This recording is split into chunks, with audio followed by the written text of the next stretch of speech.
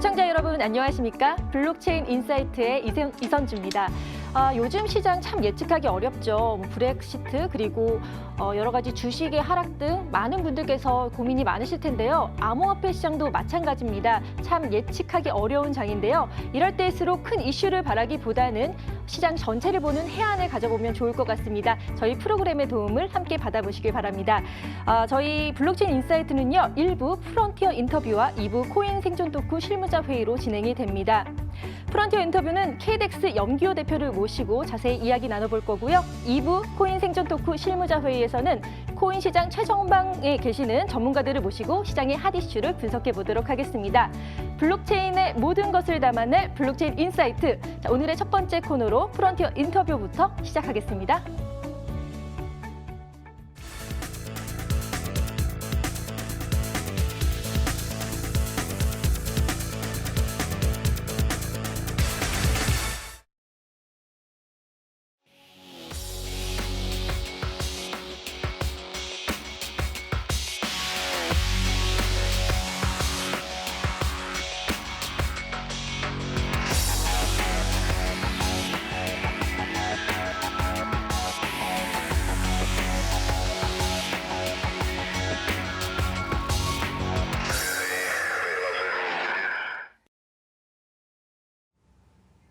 블록체인 업계를 선도하는 유망 기업가 인물을 만나보는 시간, 프론티어 인터뷰 시간입니다. 자, 오늘은 3세대 암호화폐 거래소를 표방하고 계시는 KDX의 염기호 대표를 모시고 이야기 나눠보겠습니다. 안녕하세요. 네, 안녕하십니까.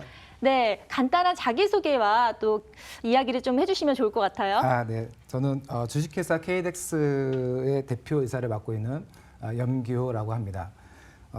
이번 2018년도 12월에 저희가 거래소를 오픈하였고요. 이렇게 방송에 출연하게 되었습니다. 네, 반갑습니다.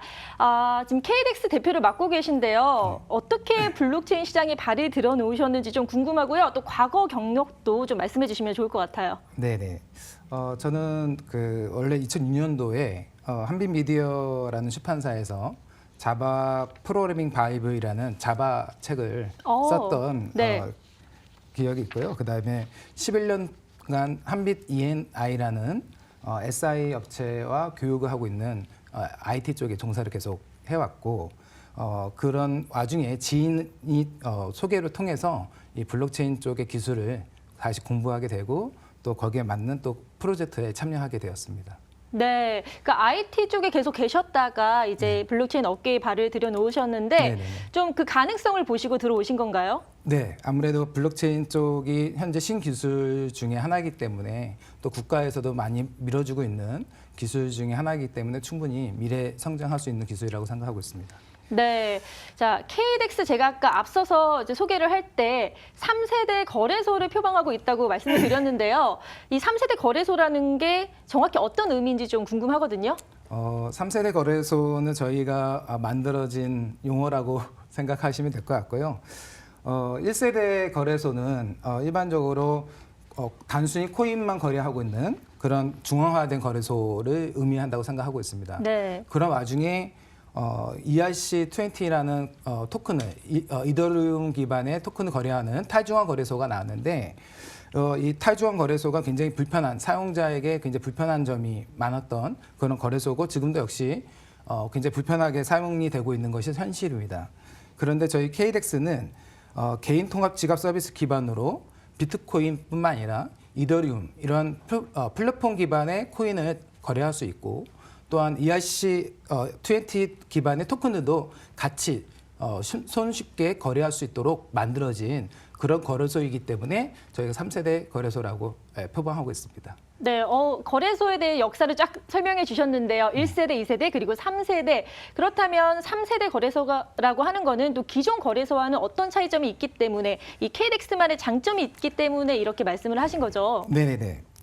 저희 3세대 거래소 KDX 거래소는 실제적으로 블록체인 네트워크를 이용해서 거래할 수 있도록 만들어진 거래소입니다. 즉 아까 말씀드렸던 것처럼 2세대 거래소인 경우는 굉장히 사용자에게 불편한 점이 있거든요. 네. 그런 불편한 점을 실제로 쉽게 사용할 수 있도록 그러면서도 유저들이 충분히 블록체인 기반의 네트워크를 확인하면서 거래할 수 있게끔 만들어진 그러한 거래소라고 이해해 주시면 감사하겠습니다. 네, 이해가 쏙쏙 되는데요. 지난달 말에 또 오픈 베타 서비스를 시행했다고 들었거든요. 네네. 그런데 뭐 시행한 지는 얼마 안 됐지만 그래도 변화가 좀 있었다고 얘기가 들려오는데요. 네네네. 자, 현재 어떤 상황인가요? 저희가 이제 아까 말씀드렸던 것처럼 실제 그 코인별로 발생하고 있는 사용 중인 블록체인 네트워크를 이용하거든요. 네. 그러다 보니까 개발 중에는 실제적인 블록체인 네트워크를 사용하기가 조금 어렵습니다. 그런데 이번에 저희가 오픈 베타를 하면서 실제 많은 양의 부하 테스트를 할 수 있는 그런 계기가 되었고요. 그런 계기가 되면서 저희가 생각지 못했던 버그나 그다음 오류 같은 것들이 발견했습니다. 네. 또한 블록체인 네트워크 이용하다 보니까 어느 정도의 부하를 걸릴 수 있는지를 알 수가 없다 보니까 이번 테스트를 하면서 12,000 TPS의 양을 처리할 수 있는 서버를 튜닝할 수 있는 그런 계기도 됐던 시기였던 것 같습니다. 네, 그래도 큰 성과가 있었네요. 서버 과부하의 문제를 해결하면서 네. 성공리에 지금 진행되고 있는데요. 네.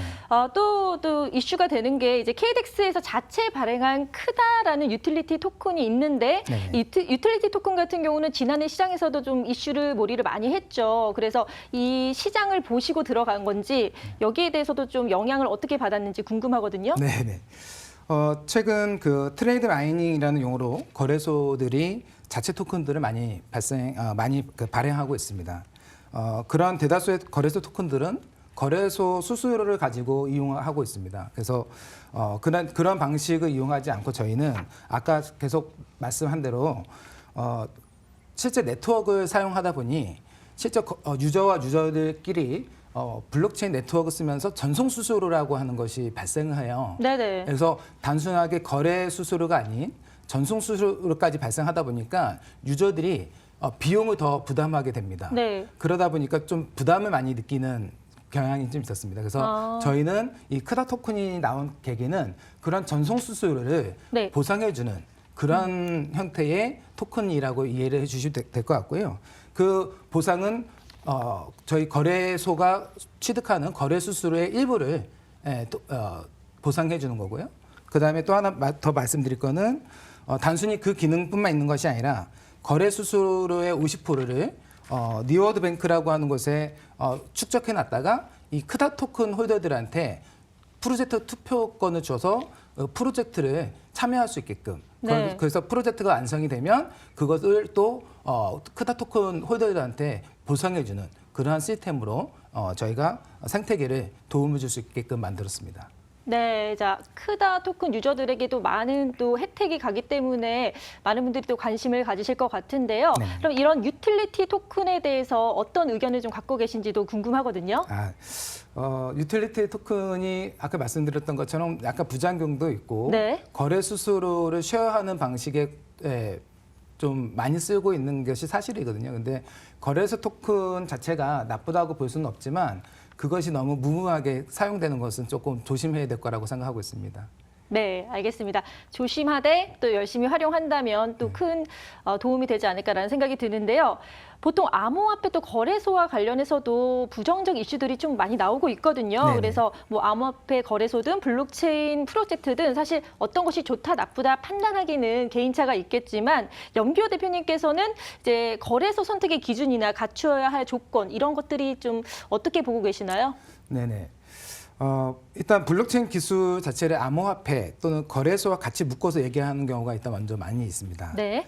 근데 블록체인 기술은 현재 반드시 필요한 최신 기술이면 틀림이 없거든요.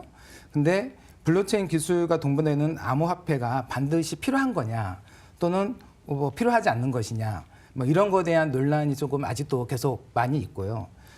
이 부분에 대해서는 제가 생각하고 있는 개인적인 의견은 퍼블릭 기반이냐 프라이빗 기반에 따라서 암호화폐가 필요하다 안 필요하다라고 저는 얘기를 주장하고 있는 거고요. 네. 모든 프로젝트가 꼭 암호화폐가 필요하다 이런 생각하고 있지는 않습니다. 그래서 필요한 프로젝트에 따라서 분명한 거는 이 암호화폐가 필요한 부분이 있고 필요하지 않는 부분이 분명히 있을 것 같고요.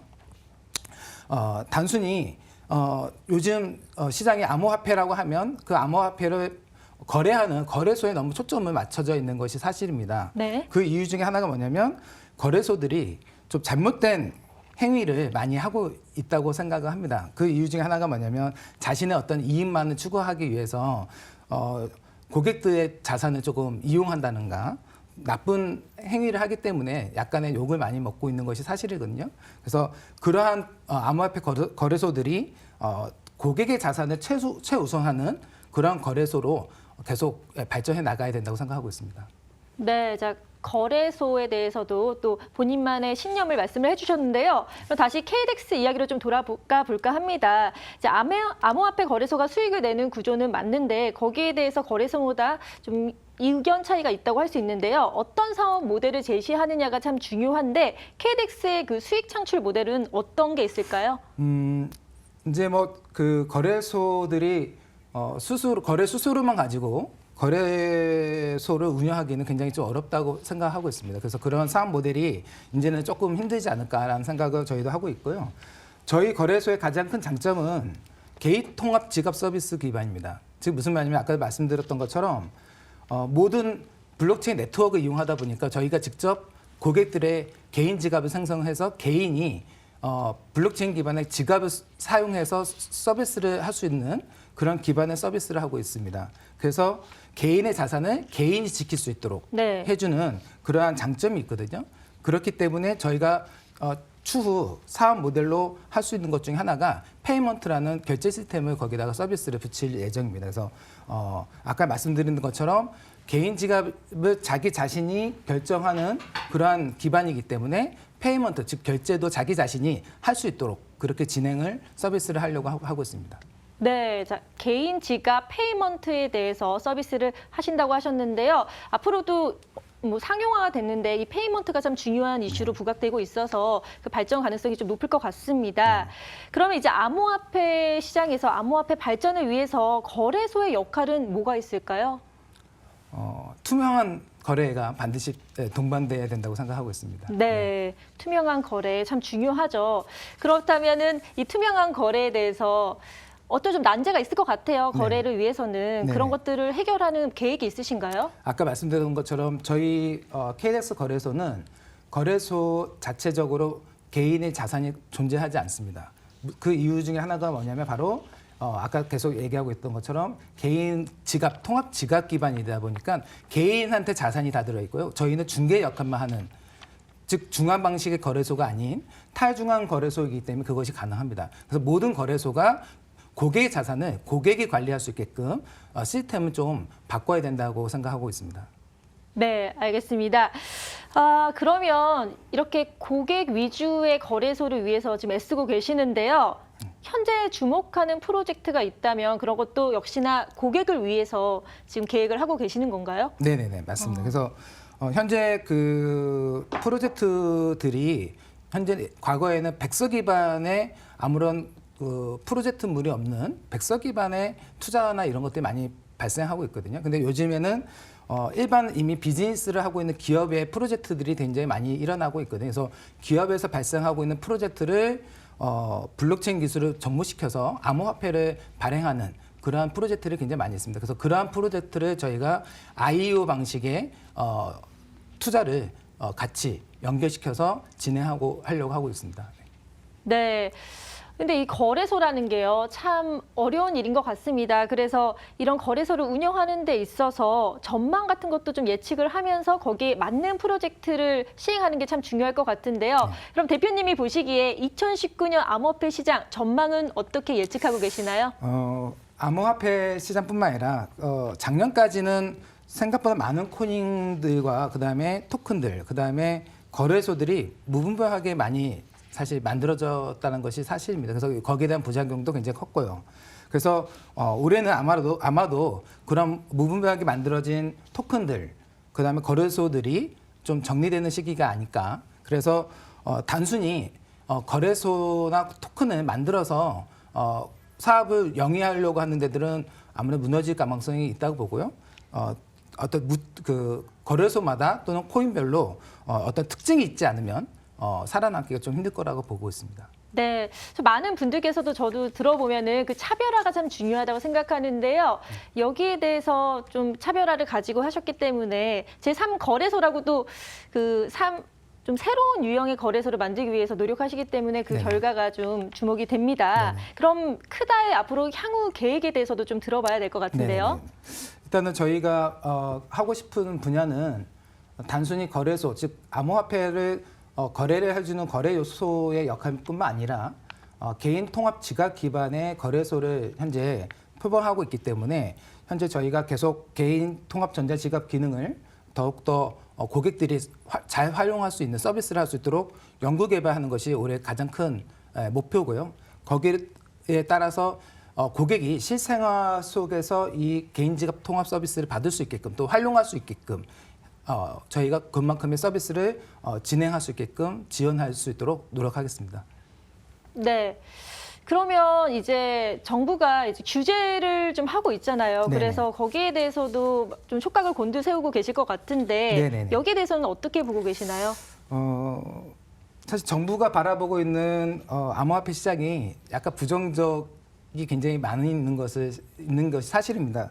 뭐 그 이유 중에 하나가 마치 암호화폐가 좀 사기성이나 또는 어떤 도박 아니면 어떤 게임 이런 거하고 같은 레벨의 비교를 많이 당하고 있는 것이 사실이거든요. 뭐 그 이유 중에 하나가 아마도 많은 부작용이 있었기 때문에 그런 이유라고 저희가 생각하고 있습니다. 그래서 하지만 저희 IT 분야가 단순히 그런 형태의 기술만 갖고 발전해 나가고 있지는 않거든요. 즉 굉장히 세밀한 기술을 갖고 발전해 나가고 있기 때문에 정부에서 적절한 규제와 그다음에 정책을 가지고 같이 동반하면 충분히 신기술을 계속 발전해 나갈 수 있을 거라고 생각하고 있습니다. 네. 지금 계속해서 외국에서는 발전하고 있는데 이 규제 때문에 사실 한국의 거래소들이나 여러 가지 ICO 기업들이 약간의 어려움에 봉착하고 있는 것 같은데요. 네네. 그렇다면 최대 난제는 뭔가 이것만 해결하면 좀 수월해지겠다라고 생각하시는 게 있으신가요? 일단은 정확한 정부 규제와 정책이 일단은 빨리 발표가 돼서 네. 사업을 하거나 이거를 진행하고자 하는 사람들이 그 정부의 규제와 정책 속에서 잘 사업을 진행할 수 있게끔 빠른 시간 내에 그런 발표가 일단 있으면 가장 좋을 거라고 생각하고 있습니다. 네, 알겠습니다. 자, 정부 규제가 빨리 풀려서요. 더 날개를 펼칠 수 있는 한국의 블록체인 기업들이 많이 생겼으면 좋겠습니다. 그럼 오늘 출연 소감을 좀 마지막으로 들어보면서 인사를 나눠봐야 될 것 같습니다. 네. 일단은 이렇게 저희 회사를 소개해 줄 수 있도록 배려해 주신 거 감사하고요. 일단은 저희가 어쨌든 개인 지갑 기반으로 만들어진 거래소이기 때문에 정직한 거래소가 될 수 있도록 노력하겠습니다. 그래서 아까 말씀드렸던 것처럼 고객의 자산을 저희 거래소가 임의적으로 네. 활용하거나 잘못된 거래량을 가지고 고객의 자산을 해하지 않게끔 저희가 최대한 정직한 거래소가 되도록 최대한 노력하도록 하겠습니다. 네, 나와주셔서 감사하고요. 오늘 좋은 말씀 감사합니다. 그럼 1부 프론티어 인터뷰를 마치고요. 2부로 돌아오겠습니다.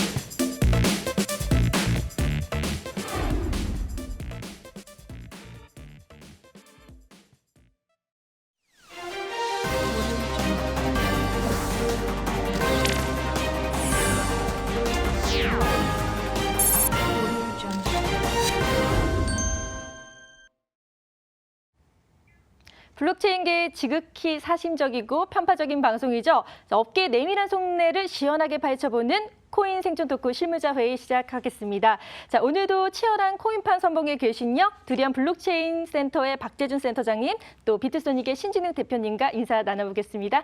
안녕하세요. 네, 안녕하세요. 안녕하세요. 네, 자, 오늘 실무자 회의 주간 회의로 과연 어떤 안건들이 올랐는지 궁금한데요. 살펴보도록 하겠습니다. 국무조정실에서 이르면 이번 주 ICO 실태조사 결과를 발표하고 대책 논의를 예정할 것이라고 밝혔는데요. 자, 정부가 소비자 피해 규제뿐만 아니라 시장에 새로운 메시지를 전할지 궁금해집니다. 두 번째 이슈입니다. 국내 블록체인 업계들이 간편 결제 시장 진출에 박차를 가하고 있는데요. 자, 암호화폐 결제 서비스가 실용화되면 암호화폐 활성화를 이끌 수 있을지 주목할 시간입니다. 세 번째입니다. 지난 18일이었죠. 코인제스트 거래 암호화폐가 문제가 되면서 비트코인이 폭락을 하고 전산 오류로 6억 원 상당의 암호화폐가 외부로 유출됐는데요. 그 해결책으로 롤백을 결정을 했는데 과연 이게 현명한 선택이었는지 좀 의심이 되네요. 네 번째 이슈입니다. 핵심적인 거래 매칭 기술을 홍콩 출시 신규 암호화폐 거래소에 제공하겠다고 런던 증권거래소가 밝혔는데요. 자, 암호화폐 거래소와 기존 전통 증권거래소의 인프라 공유 사례가 높아지고 있는데 주목해 봐야 하는 문제인 것 같습니다. 네, 흥미로운 안건들이 지금 계속 4가지 이슈로 나왔는데요. 자, 두 분은 어떤 이슈에 눈길이 가는지 궁금해집니다. 저 같은 경우는요, 금융당국이 이제 ICO 실태 조사를 통해서 이제 피해자 규제, 좀 백서가 좀 정확하지 않아서 많이 피해를 보신 분들을 좀 한번 물갈이를 하고 그 다음에 이제 새로운 규제를 만들어서 ICO를 좀 활성화하려는 움직임이 있지 않을까라고 기대가 됩니다. 회의만 하지 않고 새로운 좀 규제 방안이 나왔으면 하는데요. 자, 다른 대표님들은 어떤 의견이 있으신지 먼저, 자, 대표님 어떻게 보시나요? 네, 일단 저는 뭐 한 2개 정도 제거를 먼저 하면요. ICO 실태 조사의 경우에는 뭐 늦었지만 되게 의미 있는 그 조사였던 것 같아요. 근데 이제 그 해당 내용이 굉장히 이제 많아가지고 그걸 이제 답변을 하기가 참 어려울 수도 있겠다라는 생각은 했었는데 한 10여 개 업체들만 이제 답변을 한 상황이 이제 나와서 뭐 그 정도 수준이구나라고 하고 이제 더 이상 이야기를 할 게 없을 것 같아서 제거하고요. 4번의 경우에도 증권거래소에 이제 암호화폐 거래소에 이제 기술 이전한다고 이제 되어 있는데 사실은 이 암호화폐 거래소를 만드는 사람들이 이미 증권 거래소를 만드시던 분들도 많이 이제 들어와 계셔가지고 사실 그렇게 특별한 이슈인지는 잘 모르겠어요. 그래서 해당 이슈는 좀 제거를 한번 해보고요. 그리고 약간은 좀 저희도 이제 비트소닉이라는 거래소를 운영하고 있기 때문에 전산 오류에 대해서는 이제 굉장히 민감해요. 저희도 네. 이제 런칭 초기에는 이제 저희도 약간의 이슈가 있었고 그리고 좀 안타까운 부분이라서 그 부분도 저는 약간 좀 논외로 했으면 합니다. 그리고 이 안건 2 같은 경우에는 암호화폐 결제 저희도 이제 크게 보고 있어요. 근데 다만 이 암호화폐 결제라는 게 어디에 이제 쓰일 수 있을까라는 고민을 굉장히 이제 치열하게 하고 있습니다. 그래서 그렇죠. 두 번째 안건 암호화폐 결제에 대해서 한번 이야기를 나눠보면 어떨까 하는 생각입니다.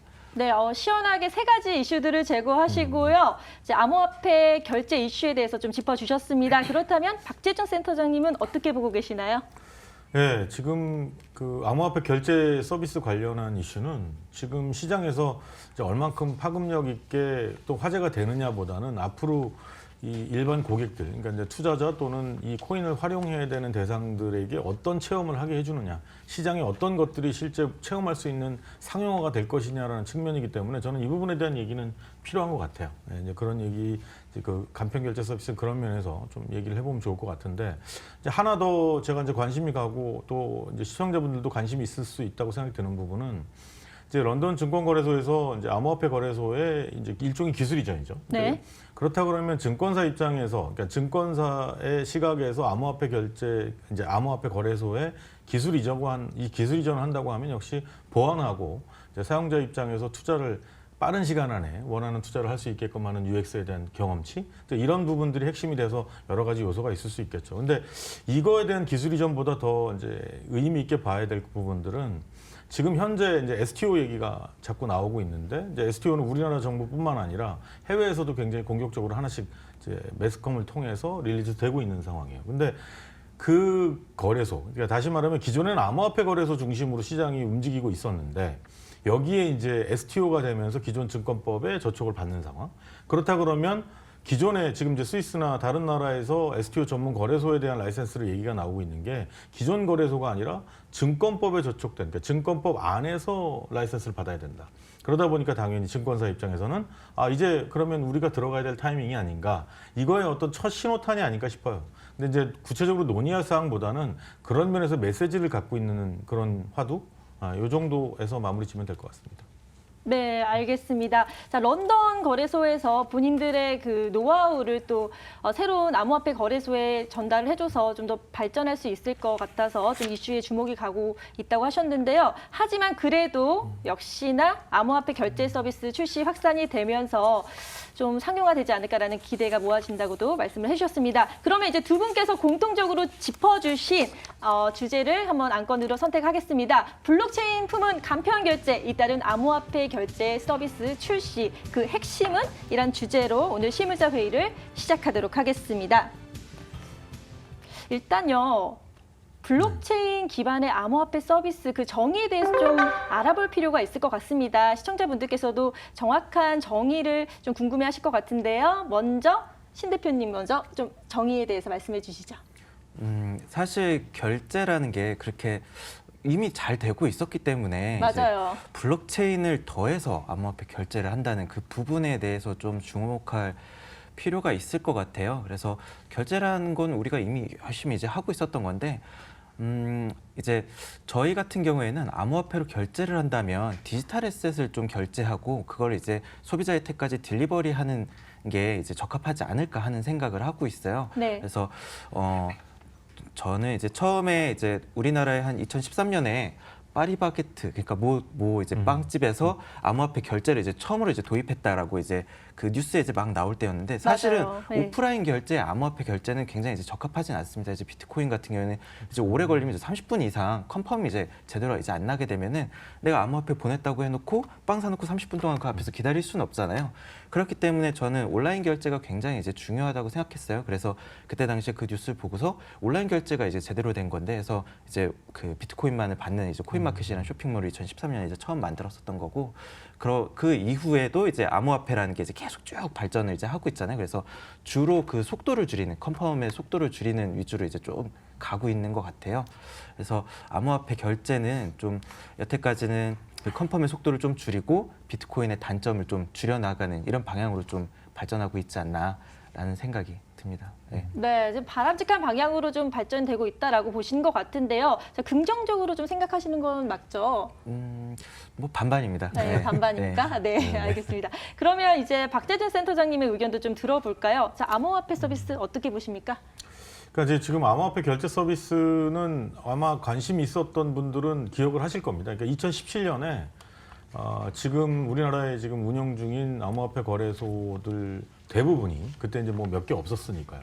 근데 이제 대부분이 2017년 초에 이미 이 암호화폐 결제 서비스가 오픈이 된 상태였어요. 그래서 대형 쇼핑몰에 이제 적용도 됐었고, 근데 이제 사용자들 입장에서는 굉장히 생소한 프로세스를 거쳐야 되다 보니까 이제 활성화되지도 못했고, 바로 이제 문제점들이 나오면서 이제 흔히 하는 말로 이제 쥐도새도 모르게 네. 이제 서비스가 없어졌었는데, 사실 암호화폐 결제 서비스는 두 가지 그 갈래가 있는 것 같아요. 하나는 지금 이제 말씀하셨던 이제 거래소 기반의 결제 서비스가 하나 있을 거고, 또 하나는 이제 그 스테이블 코인, 요새 뭐 언론을 통해서 많이 나오고 있죠. 그 스테이블 코인을 활용한 이제 결제 서비스.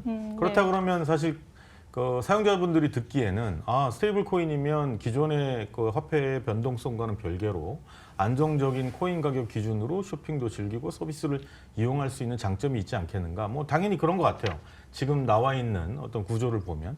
근데 이제 이렇게 볼 수 있는 거죠. 암호화폐 서비스가, 이제 암호화폐 결제 서비스가 갖고 있는 기본적인 장점이라는 측면에서 보면, 지금 이 스테이블 코인을 통한 암호화폐 결제 서비스는 지금 이제 시장에 나와 있죠. 큰 쇼핑몰 기반의 이 코인이 지금 나온다고 하고 있는데, 이건 그 어떤 다른 수단을 이용한 신용카드 서비스와 다를 게 없죠. 네. 네, 회사 입장에서 모든 이쪽에서 이제 거래를 구매하는 쪽과 판매하는 쪽에서 생겨난 자금 거래의 모든 유동성을 회사에서 담보하고 수수료를 받는 모델이란 말이에요. 그렇다 그러면 이게 굳이 암호화폐로 해야 될 이유가 있나라는 생각이 다시 들죠. 네. 예, 기존 쇼핑몰 근데 이제 이거는 이럴 수 있죠. 이제 처음에 이 작년에 그러니까 2017년, 18년 이 시기에 이 코인을 기획했던 쪽에서는 기존에 자신들이 갖고 있는 거래 볼륨이 있기 때문에 여기에 코인을 집어넣으면 기존에 이제 신용카드나 다른 결제 수단에 나가던 수수료들을 줄일 수 있고 뭐 여러 가지 거래 데이터들을 다시 재활용할 수 있는 흔히 그때 이제 화두가 됐던 빅데이터 분석 이런 측면에서도 활용 가치가 있기 때문에 장점이 있지 않을까. 이제 이런 두 가지 갈래로서 암호화폐 간편 결제가 지금까지 쭉 발전해 왔던 것 같아요. 이제 최근에 다시 화두가 되고 있지만. 네. 자, 예전에부터 뭐 2017년부터 이제 나왔다고 말씀해 주셨는데요. 이렇게 기존에 있었던 결제 서비스가 왜 이제서야 다시 부각이 되는지 뭐 빗썸 캐시라든지 테라페이 같은 그런 코인들도 이제 좀 주목을 하고 있는데요. 이전 서비스와 좀 달라질 게 있어서인가요? 글쎄요. 이제 다른 게 그러니까 지금 이전에 있던 페이와 지금에 있던 페이가 뭔가 굉장히 크게 달라져서 나온 건 같지는 않아요. 일단은 첫 번째로는 이제 도쿄 올림픽이죠. 그러니까 네. 지금 암호화폐 관련된 그러니까 제도가 아직 미비돼서 이제 좀 더 자유로운 국가를 제외한다면 일본은 암호화폐 거래소 또는 암호화폐 코인 자체에 대해서 굉장히 선도적인 국가 중에 하나입니다. 그렇죠. 근데 네. 이제 아시겠지만 일본은 현금 사용률이 아주 굉장히 높은 나라입니다. 그러다 보니까 이제 도쿄 올림픽을 맞아서 해외에서 이제 참여하는 뭐 선수들이나 관련된 스텝 또는 관광객 이제 올림픽을 보기 위해서 방문하는 외국인들을 대상으로 이 엔화 그러니까 이제 현찰을 기반으로 거래할 수밖에 없는 식당이나 또는 어떤 서비스 업종에 대해서 이 거래 표준을 만들어 놓으면 결제 표준을 만들어 놓으면 훨씬 더 용이한 환경이 만들어지지 않을까. 이게 이제 뉴스가 된 화제가 됐던 이유죠. 이제 그러다 보니까 기존에 있던 이 간편 결제를 준비하던 그러니까 이제 암호화폐 결제 서비스를 준비해 오던 몇 개의 업체들이 이제 이 타이밍에 맞춰서 이제 같이 매스컴에 릴리즈되고 있는 상황이 아닌가 싶어요. 그러니까 뭔가 달라져서라기보다는 시장에 화제가 되는 부분이 하나 있기 때문에 네. 그런 것 같고 또 하나는 이제 새로운 생태계. 그러니까 기존에는 단순히 암호화폐 결제를 지금 뭐 그 마스터카드에서 적용한다고 발표했던 부분이나 또 예전에 문제가 됐던 테트라나 이런 암호화폐 카드들이 갖고 있었던 한계들이 용처에 대한 부분이란 말이에요. 근데 그런 사용처들을 이미 유통망에서 볼륨을 갖고 있는 업체들이 코인을 출시하는 상황이 되다 보니까 아 이러면 뭔가 다를 수 있지 않겠느냐. 이런 이유가 아닐까 싶습니다. 네, 일단 이슈를 보자면 도쿄올림픽에 이제 암호화폐 결제 서비스가 좀 상용화되지 않을까 이런 움직임이 좀 분주하게 일어나고 있는 것 같고 두 번째는 마스터카드 발표 등 이제 여러 가지 이슈가 또 있었는데 이 결제 서비스에 대해서 실제로 사용처가 늘어나고 있기 때문에 이제는 때가 되지 않았나라는 그 두 가지로 중점 사항을 이제 정리해 주셨는데요. 그러면 이런 배경에 대해서 알아봤으니까 좀 다른 측면에서 자 거래소를 운영하고 계시는 신 대표님의 입장에서는 이 부분 어떻게 보고 계시나요? 저희도 이제 그 기존에 2017년에 타 거래소들이 그 페이에 대해서 이미 준비를 했었던 것처럼 저희도 자연스럽게 이제 페이에 대해서 올해 준비를 하고 있습니다. 그런데 이제 저희 입장은 기존의 이제 지갑업체들과 거래소는 약간 다른 것 같아요. 근데 결국에 이제 사람이나 사람과 사람끼리 또는 사람과 이제 상점끼리 결국에 이제 물건을 교환하고 암호화폐가 이제 넘어가는 거기 때문에 해당 내용도 이제 거래소에서 할 수 있는 내용이라고 생각해요. 거래이기 때문에 그렇기 때문에 이제 자연스럽게 이제 할 수 있고 거래소는 내부적으로 디파짓을 그 사람들이 암호화폐를 많이 하고 있기 때문에 그 사용처에 대해서 이제 사람들이 이제 지갑을 쓰기가 이제 굉장히 많이 어렵습니다. 보통 지갑을 깔게 되면 프라이빗 키를 설정을 하게 되고 나중에 그 프라이빗 키를 복구할 수 있는 니모닉이라고 부르는 뭐 이제 14개나 뭐 그렇게 되는 이제 영단어를 이제 또 적어야 되고 만약에 분실될 경우에는 어떻게 해야 될지 이런 거에 대해서 굉장히 이제 골치가 아픈데 거래소 지갑을 쓰게 되면 이미 가입만 하게 되면 이제 거래소 지갑이 생기고 그런 면에서 이제 굉장히 편리할 거고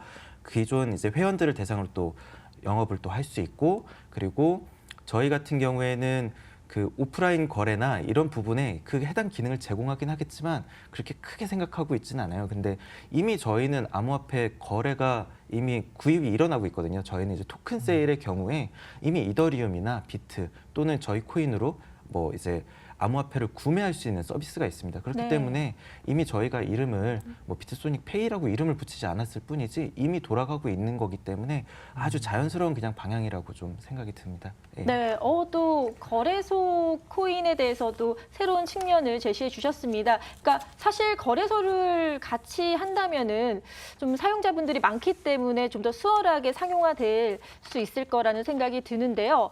그럼 기존의 암호화폐 결제 서비스, 지금 현재 운영되고 있는 또 간편 결제 서비스가 많이 좀 움직이고 있는데 이 두 가지 차이점에 대해서도 좀 짚어볼 필요가 있을 것 같거든요. 자, 박재준 센터장님 어떻게 좀 정리를 하면 좋을까요?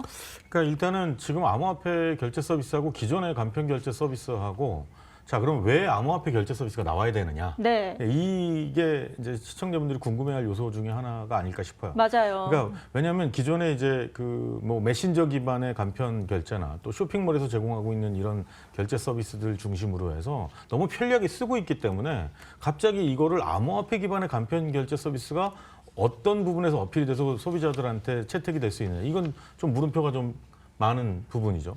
근데 지금 이제 화면에서 보시는 것처럼 일단 암호화폐 기반, 그러니까 암호화폐를 활용한 결제 서비스라는 건 국내에서 이 지금 서비스되고 있는 것과는 다르게 글로벌하게 서비스를 제공할 수 있다는 게 가장 큰 장점 중에 하나입니다. 예를 들어서 지금 이제 그 사용자분들이 쓰고 계시는 결제 서비스가 굉장히 편리하지만 사실 이 서비스는 뭐 지금 가까운 일본이나 뭐 중국이나 동남아에 가서 절대 사용할 수가 없습니다. 근데 이 결제를 이런 식으로 이게 왜 그러냐면 그건 은행 어카운트가 있어야 되고 신용카드가 있어야 되기 때문이거든요. 근데 암호화폐로 결제할 경우에는 그런 길이 전혀 필요 없죠. 결제를 받고 아까 이제 신 대표님이 얘기하신 것처럼 그 구매 금액을 받는 쪽이나 지불하는 쪽에서 동일한 이제 이 접근이 가능한 채널만 있으면 전 세계 어디든 상관없이 이용할 수 있거든요.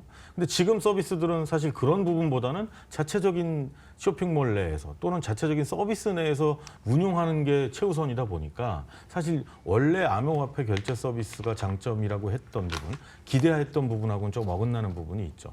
그다음에 이제 두 번째는 자, 그러면 기존에 좀 전에 잠깐 언급을 드렸던 것처럼 기존의 간편 결제 서비스와 암호화폐 결제 서비스의 가장 큰 차이는 아직 전 세계 20%에서 30% 가까이가 은행 뱅킹 활동을 전혀 못하고 있는 상황이에요.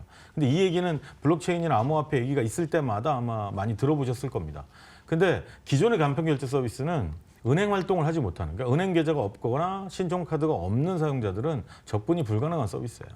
근데 암호화폐 결제 서비스는 그런 게 전혀 필요 없죠. 지금 말씀하신 것처럼 거래소에 간단한 가입 절차를 밟으면 암호화폐 이제 그 월렛을 받을 수가 있고 주소를 받고 그 주소 기반에서 다시 쇼핑을 이용할 수 있는 상황이 되기 때문에 암호화폐 결제 서비스의 핵심은 이 두 가지가 아닐까 싶어요. 근데 이 두 가지를 기반으로 그러면 어떤 부분에 경쟁을 해야 되느냐라고 본다 그러면 기존 쇼핑몰의 기존 간편 결제 서비스처럼 좀 더 빠르게 그 기존 서비스만큼 편하게 빠르게라는 부분은 기본적으로 갖춰야 될 부분이지 경쟁 포인트가 되는 부분은 아닌 것 같아요. 그렇죠. 그러니까 기존의 이 결제판으로는 소화하지 못했던, 그러니까 아직 활성화되지 못했던 생태계들을 새로 찾아내고 만들어내서 거기에 코인이 필요성을 만들어내는 그게 이제 저는 이 암호화폐 결제 서비스의 성공의 관건이라고 생각이 됩니다.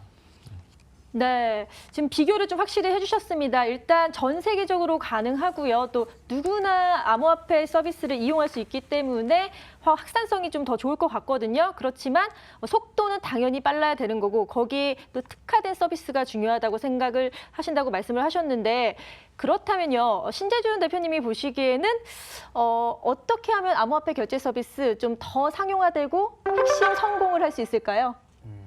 좀 인정을 하고 시작을 하는 게 이제 좋을 것 같아요. 그러니까 사실 그 결제와 블록체인은 사실 전혀 관계가 없을 수도 있는 부분인데 블록체인으로 만들었기 때문에 뭐가 좋을 거다라는 막연한 생각 가지고는 이제 좀 어려울 것 같고요.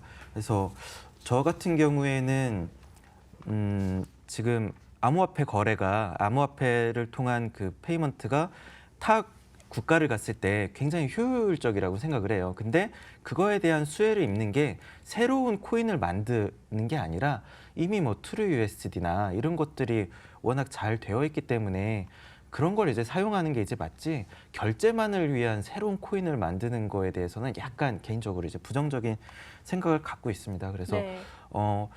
그리고 그분들이 이제 이유를 이제 설명할 때 사실 그렇게 좀 납득이 되지는 않는 느낌이에요. 그래서 기존 결국에는 그걸 이제 구입하는 분들이 결국엔 약간의 채권을 사는 느낌이 조금 들어요. 그래서 뭐 100원짜리를 한 70원 정도에 사서 약간 그 시세 차익을 누리고 그걸 이제 발행한 업체에서는 본인들의 이제 마진율 내에서 결제 수수료 내에서 약간의 뭐 유도리를 이제 발휘하는 뭐 약간의 그런 느낌인데 그게 그렇게 큰 그 이득이 있지는 않을 것 같다라는 생각이 들고요. 근데 이제 해외에 나갔을 때 이제 저는 해외에서 그 거래소를 이제 함에도 불구하고 비트코인 ATM이나 이런 걸 해외에서 써본 적은 한 번도 없어요. 그래서 네. 그런 부분은 좀 아쉬워요. 그래서 실제로 저희가 페이먼트가 되더라도 저는 일단은 비트코인 ATM이나 이런 데 가서 그걸 그냥 현금으로 뽑아서 쓸 것 같거든요. 왜냐하면 아까 이제 박재선 센터장님이 일본의 사례를 이제 올림픽을 중심으로 해서 이제 일본의 사례를 말씀해 주시긴 했지만 사실 일본이 인프라가 없어서 그 카드를 안 받는 게 아니라 그냥 카드를 받기 싫어하니까 네. 다 현금 좋아하고 그렇기 때문에 그렇게 되는 거지 뭔가 그 인프라가 없어서 그런 거는 아니었잖아요. 그렇기 때문에 저 같은 경우에는 페이먼트가 이제 오프라인에서 하기에는 저는 뭐 그 암호화폐의 이점은 ATM을 통해서 누릴 거기 때문에 굳이 그렇게 그런 부분에 대해서 포커스를 안 하는 게 좋지 않을까 하는 생각이 듭니다. 예. 그러니까 이제 좀 이제 그 주변의 얘기를 잠깐 해보자면 네. 지금 이제 미국의 슈퍼마켓에 이런 게 나왔어요. 그러니까 미국의 이제 그 거리에 아마 가보신 분들은 경험하셨을 텐데 이제 주머니 안 쓰는 동전을 넣으면 이걸 이제 일정 볼륨이 차면은 이제 현금으로 바꿔준다든지 아니면 잘 쓰지 않는 동전을 가지고 기념품 같은 걸 만드는 그런 기계들도 있고 이렇단 말이에요. 근데 지금 미국 슈퍼마켓에 새로 이제 설치가 된 게 남는 동전이나 지폐를 넣으면 비트코인으로 저축이 되는 이제 이런 이제 자판기 같은 게 나왔단 말이죠. 근데 지금 이거는 이제 지금 결제 서비스 시장은 지금 말씀하신 것처럼 그 지금 현재 시장에 있는 인프라를 활용해서 어떻게 활성화할 것이냐가 핵심이 돼야지 이걸 위해서 또 코인을 만들고 이걸 위해서 또 뭔가를 새로 런칭한다는 거는 맞지 않다는 거죠. 저도 그 부분에서는 이제 같은 생각이고 또 하나는 이런 게 있어요. 그러니까 예를 들어서 지금 이제 해외 여행을 해보시면 해외 여행해서 처음에 이제 신용카드로 결제를 해서 뭐 지금 이제 TV에서 많이 광고를 하고 있는 부킹 앱도 마찬가지입니다.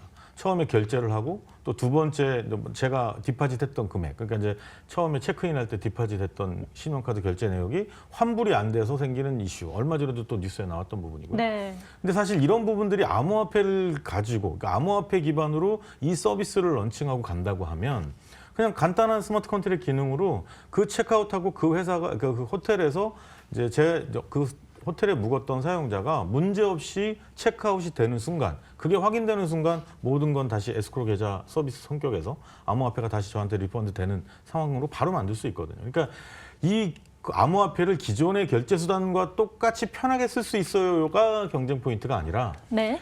기존의 통화 시스템으로는 하기 불편했고 그 서비스를 다시 리펀드하거나 지불하거나 컨트랙을 거는 부분이 사용자 중심, 그러니까 공급자 중심이어서 사용자들이 피해를 봤던 부분들을 좀 해결할 수 있는 그러니까 그 모델 생태계 자체를 개선하는 방향에서 뭔가 아이디어가 나온다 그러면 훨씬 더 이 암호화폐 결제 서비스의 파급력이 커지지 않을까 그렇게 기대가 됩니다. 네, 또 암호화폐 시장 전반적으로 좀 이해를 하는데 많은 도움을 주시고 계신데요. 각각의 뭐 이해 당사자들의 그 관계도 있기 때문에 그런 것들을 좀 잘 조율할 필요가 있을 것 같습니다. 그러면 이제 한 줄 평을 들으면서 저희 암호화폐 시장 어떤 방향으로 나아가야 될지 한번 정리를 해볼까 하는데요. 먼저 박재준 센터장님부터 한 말씀 부탁드립니다. 네. 제가 앞에 잠깐 말씀드렸던 것처럼 암호화폐 그 결제 서비스의 그 성패는 이 코인 자체에 대한 그러니까 결제 편의보다는 이 서비스 중심, 다시 말하면 사용자 중심, 서비스 중심에서 새로운 생태계를 찾거나 구축하는 거기에 성공 요소가 있다. 저는 그렇게 말씀을 드리고 싶습니다. 맞습니다. 새로운 생태계를 찾아서 직접 적극적으로 주도를 해야만 암호화폐 그 결제 서비스가 좀 더 확산되지 않을까라는 생각이 드는데요. 그러면 거래소 코인도 이제 지금 생각하고 계시는 우리 신진욱 대표님은 어떻게 한 줄 평을 좀 정리해 주실 건가요?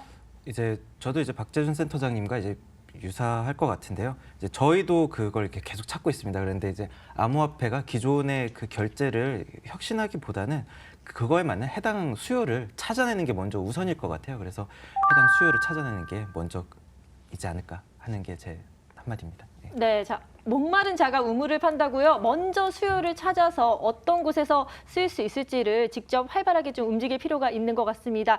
두 분 한 줄 평까지 들었는데요. 자, 암호화폐 결제 서비스에 대해서 오늘도 심도 있는 토론 함께 해주셔서 감사합니다. 감사합니다.